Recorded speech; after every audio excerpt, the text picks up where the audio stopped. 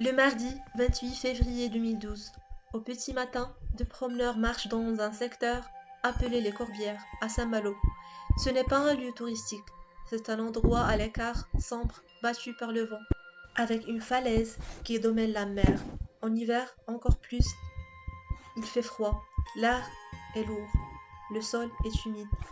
En avançant, il remarque quelque chose d'étrange, un vêtement accroché à une rambarde. Ce n'est pas mal. Il s'arrête, il regarde de plus près, puis il s'approche du bord. En contrebas, dans l'eau, au pied de la falaise, il distingue un corps. Les secours sont appelés, les gendarmes arrivent. Très vite, l'identification se fait. Les vêtements, le téléphone, les papiers retrouvés sur place permettent de confirmer ce que personne ne veut vraiment dire à voix haute. Le corps est celui d'une adolescente. Elle s'appelle Céline Giboire. Elle a 16 ans et demi. À ce moment-là, la famille ne le sait pas encore. Elle attend, elle espère. Depuis la veille, elle vit suspendue à un téléphone qui ne sonne pas. Et pour comprendre comment on est arrivé là, il faut revenir en arrière, revenir au jour d'avant, revenir à une disparition qui, au départ, n'alarme pas immédiatement les institutions, mais qui, pour les parents, n'a jamais eu raison de banal. Céline, c'est une adolescente discrète mais vive, une jumelle, une relation fusionnelle presque miroir. Elles partagent la même chambre, les mêmes confidences, les mêmes silences. Quand Céline se sent bien, elle sourit bien. Un sourire simple, spontané, qui revient naturellement quand elle est en confiance. La famille vit dans le monde agricole.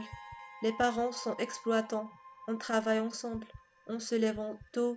On vit au rythme des saisons, des bêtes, de la terre. Une famille soudée, ancrée, où chacun compte sur l'autre.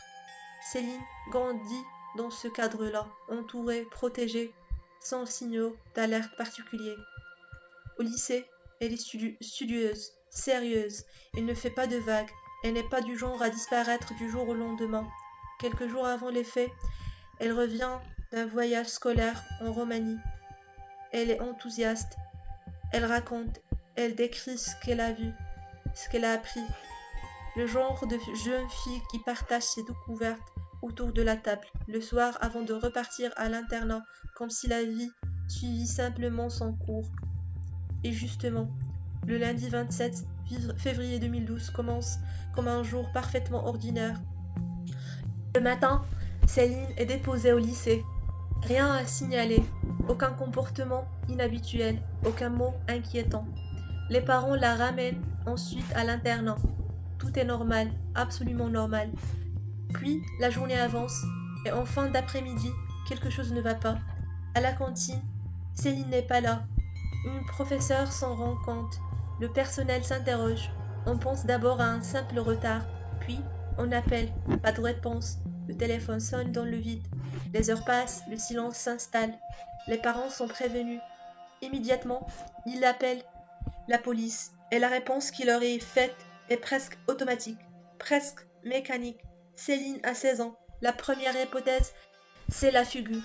Il faut attendre, respecter les détails et suivre la procédure. Mais pour la famille, ça ne tient pas. Ils expliquent, ils insistent. Céline n'est pas une fugueuse. Elle allait bien, elle était joyeuse. Elle venait de raconter son voyage avec enthousiasme. Rien, absolument rien, dans son comportement récent ne laisse penser à une rupture, à un mal-être profond, à une envie de disparaître.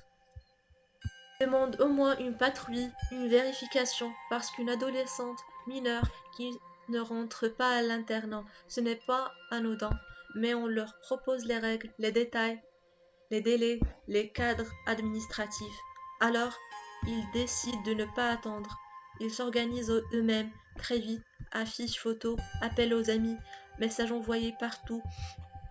Ils vont à la gare, aux arrêts de bus, dans les lieux où Céline pourrait se rendre. Chaque minute devient interminable. Chaque espoir est fragile. La nuit tombe et elle passe, sans aucune nouvelle. Personne ne dort vraiment. On regarde l'horloge. On imagine tout, le pire, et parfois on se raccroche à une idée. Peut-être qu'elle va appeler. Peut-être qu'elle a simplement raté quelque chose. Mais le lendemain matin, pendant que la famille continue d'espérer. Le corps de Céline est déjà retrouvé. Quand l'appel arrive, c'est un choc absolu. Les mots sont flous, la phrase « Nous avons une terrible nouvelle » suffit à faire basculer un monde entier. Les parents, la sœur jumelle, les frères et sœurs, tout s'effondre. Très vite, une explication est donnée. On parle d'une chute. Puis, presque immédiatement, le mot est posé. Suicide?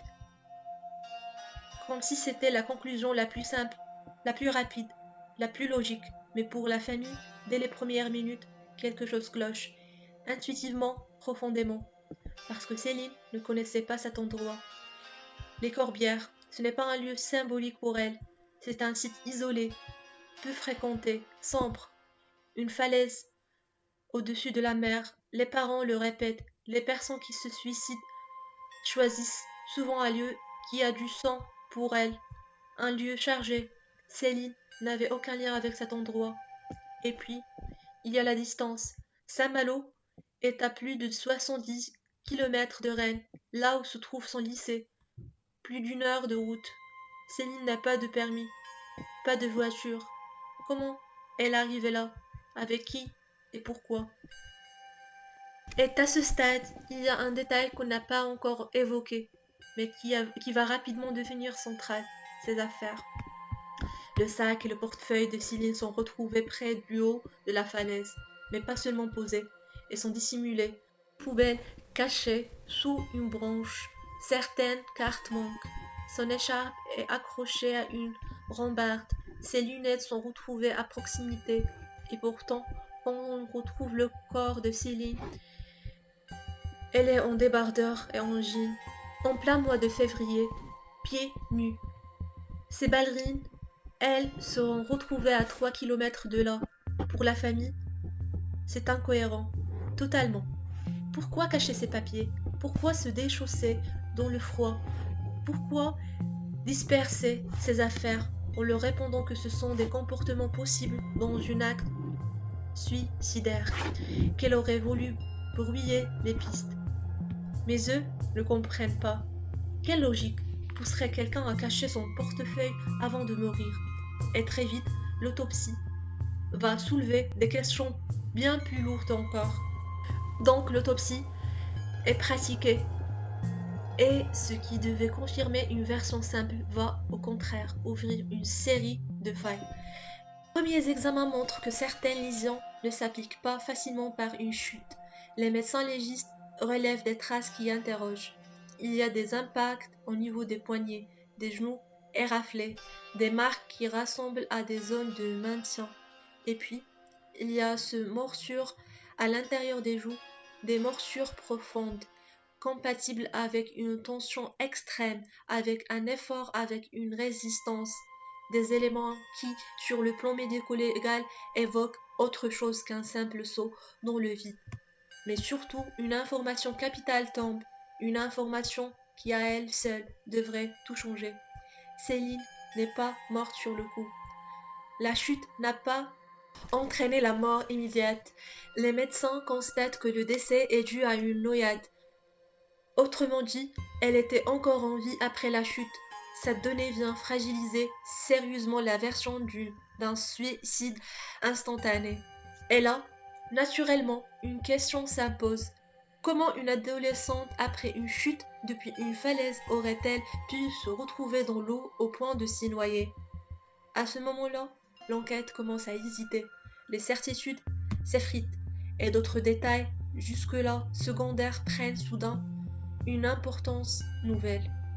Dans l'estomac de Céline, les légistes retrouvent des restes alimentaires, des lentilles, une nourriture que la famille affirme ne jamais consommer. Les parents sont catégoriques, ce n'est pas un plat habituel à la maison. Alors, avec qui a-t-elle mangé? Où et quand? On découvre également la présence d'un médicament spasmodique, du type Spasfan, un produit que Céline ne prenait pas habituellement. Là encore, les questions se multiplient. Qui lui a donné ce médicament? Dans quel contexte? Pour soulager quelle douleur? À ce stade, l'hypothèse d'une intervention extérieure devient difficile à écarter. Peu à peu, l'enquête change de direction. On commence à évoquer un homicide précédé d'une agression sexuelle.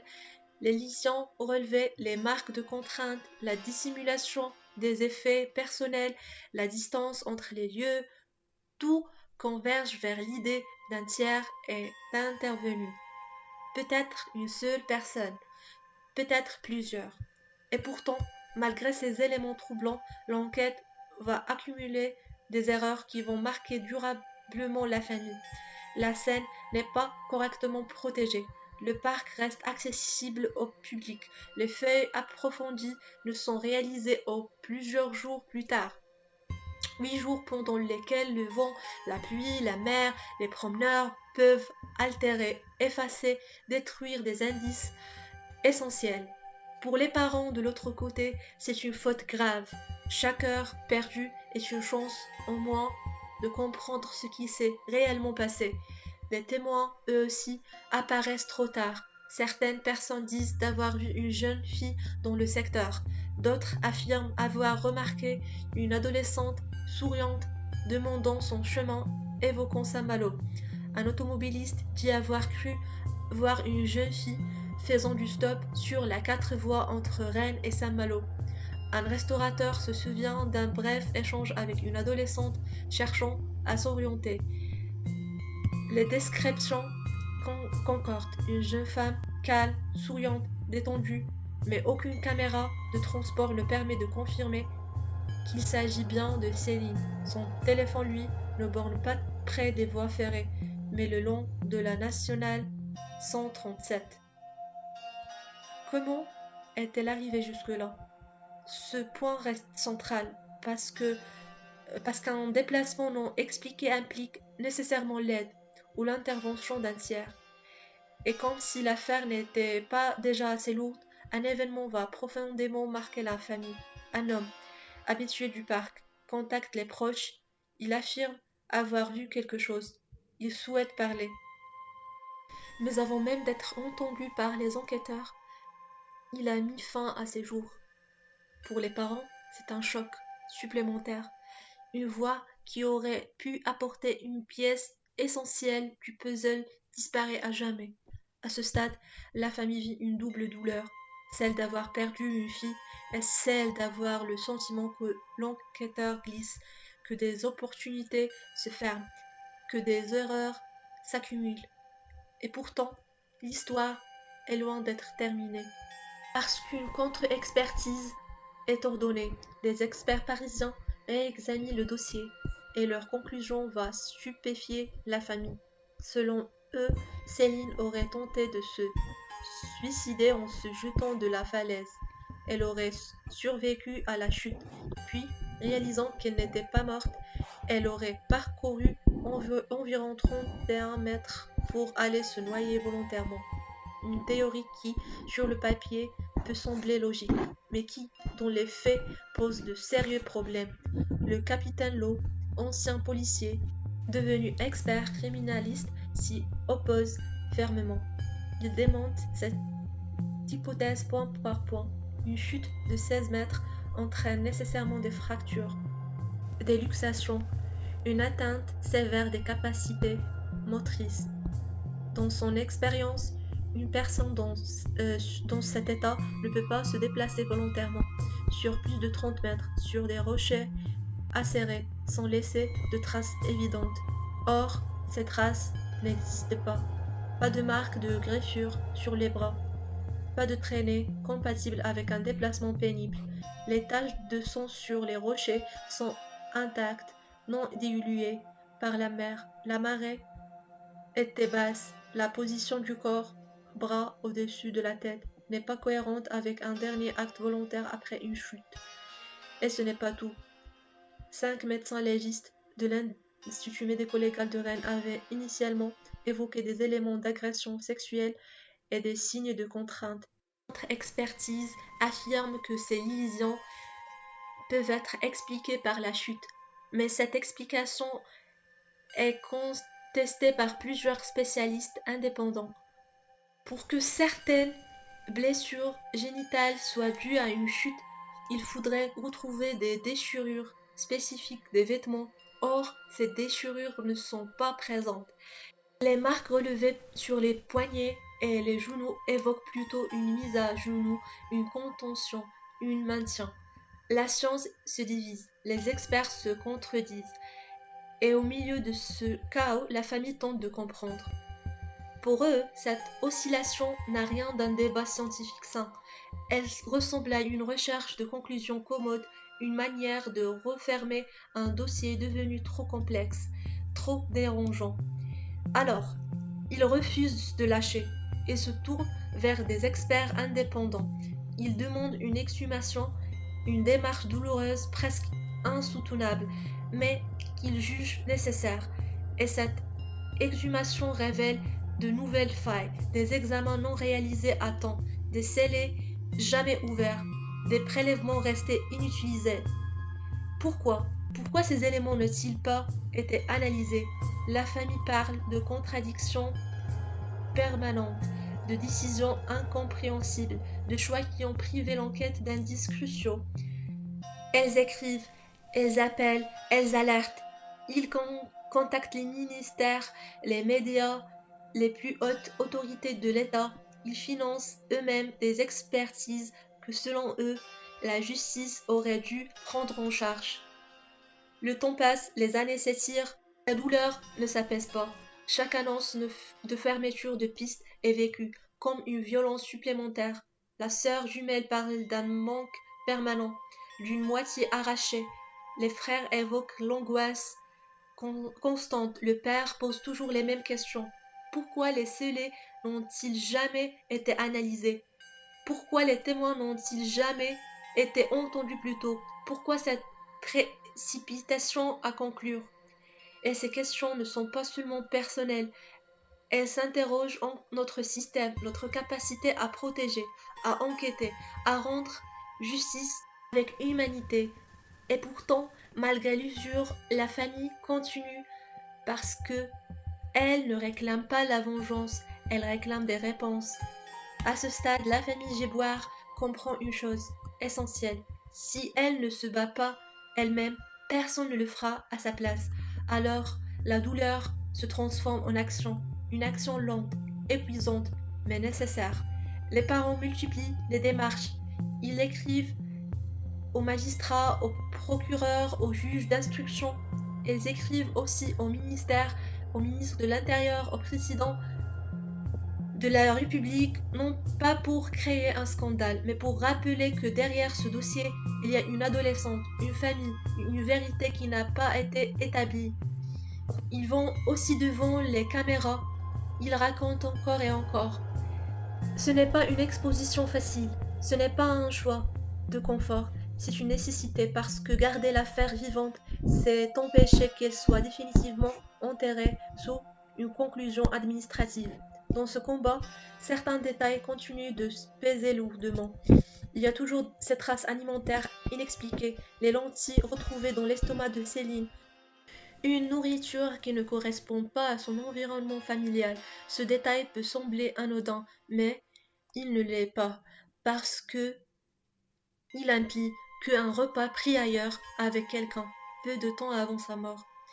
Il y a aussi ce médicament que Céline ne prenait pas habituellement. Pourquoi on retrouve-t-on la trace dans son organisme? Était-ce que pour calmer une douleur, une angoisse, ou pour l'affaiblir avant une agression? Là encore, aucune réponse définitive n'est apportée. Et puis, il y a les marques de morsure à l'intérieur des joues, des traces que les spécialistes associent souvent à une situation de stress extrême, à une tentative de retenue, à une douleur intense. Pour la famille, les marques racontent quelque chose que les mots officiels refusent de dire. À cela s'ajoutent les marques de maintien, les poignets, les genoux, ces zones de corps qui, selon plusieurs experts indépendants, suggèrent une contrainte physique, une immobilisation, une mise à genoux, pas une simple chute. Pourtant, malgré l'accumulation de ces éléments, l'instruction judiciaire avance par à coup. Par moments, elle semble prête à approfondir, puis, soudainement, elle se replie. Des scellés restent stockés, des prélèvements ADN ne sont pas analysés, des témoins potentiels ne sont pas entendus. Pour la famille, cette inertie devient insupportable. Ils ont le sentiment d'être confrontés à une machine administrative qui cherche avant tout à clore un dossier complexe plutôt qu'affronter toutes ces zones d'ombre. Et il y a ces drames secondaires presque irréels. Un appel à témoins est lancé à nouveau en juillet 2012. Quelqu'un se manifeste, il affirme pouvoir aider, il dit avoir des informations. Mais le lendemain même, il meurt. Personne ne saura jamais ce qu'il voulait dire. À force, la famille a l'impression que chaque piste se referme avant d'avoir pu être explorée, comme si le temps ou la maladresse ou parfois le hasard travaillaient contre la vérité. Dans ce contexte, les contradictions entre experts prennent une dimension presque violente. D'un côté, plusieurs médecins légistes reconnus parlent d'éléments compatibles avec une agression sexuelle. De l'autre côté, une contre-expertise tente de tout expliquer par une chute. Deux lectures radicalement opposées d'un même corps. Pour la famille, ce n'est pas seulement une question scientifique, c'est une question morale. Pourquoi privilégier systématiquement la version la plus simple? Pourquoi minimiser ce qui dérange? Le capitaine Lowe continue lui aussi à démonter la thèse officielle. Il insiste sur l'impossibilité physique du scénario avancé par la contre-expertise. Il rappelle que la position du corps, bras au-dessus de la tête, est plus cohérente avec un déplacement imposé qu'avec un dernier acte volontaire. Il souligne que la marée, la topographie, l'état des rochers ne correspondent pas à la version d'un parcours autonome après une chute. Mais ces arguments, bien que documentés, peinent à faire bouger l'institution. Et pendant ce temps, la vie continue, ou plutôt elle se fige. À la maison, la place de Céline est vide. La sœur jumelle parle d'un silence permanent, d'un manque physique, comme si une moitié d'elle-même avait disparu. Les frères parlent d'une angoisse diffuse et constante, la peur que cette affaire ne soit jamais résolue, la peur que la vérité soit définitivement perdue. Le père, de son côté, lui revient toujours aux mêmes questions. Pourquoi certains scellés n'ont-ils jamais été ouverts? Ces questions ne sont pas des accusations gratuites, elles sont précises, factuelles, et elles restent pour beaucoup sans réponse. Parfois, la justice adresse à la famille des phrases qui se veulent apaisantes, des mots comme « il faut tourner la page »,« il faut arrêter de se torturer ». Mais pour les parents, ces mots sont une violence supplémentaire. Comment tourner la page quand le livre n'a jamais été lu jusqu'au bout? Ils ont le sentiment qu'on leur demande d'accepter une conclusion qui ne tient pas, qu'on leur demande de ranger leur douleur au nom d'une vérité administrative. Alors, ils refusent. Ils continuent à parler, à écrire, à alerter. Ils sollicitent les médias, les associations de défense des victimes. Ils veulent maintenir la mémoire de Céline vivante, non pas pour faire du bruit, mais pour empêcher l'oubli. Et à travers leur combat, une question plus large. Que vaut une enquête quand elle n'explore pas toutes les pistes? Et que devient une famille quand on lui refuse les réponses les plus élémentaires?